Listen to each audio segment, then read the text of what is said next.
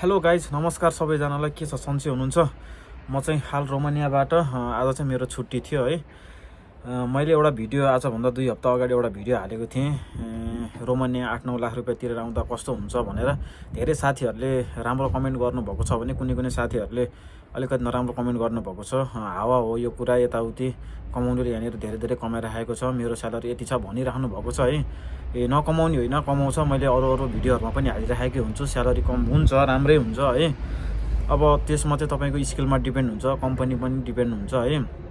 कम्पनीहरूमा भर पर्छ, सिप पनि भर पर्छ है। त्यसमा तपाईँको के सिपमा आउँदै हुनुहुन्छ, अब कति वर्ष काम गरिराख्नु भएको छ त्यसमा पनि डिपेन्ड गर्छ। त्यसैले नहुने होइन, 2 लाख 3 लाख रुपियाँ 1 लाख रुपियाँ कमाइराखेकै छन् कमाउनेले पनि है भन्न चाहन्छु म।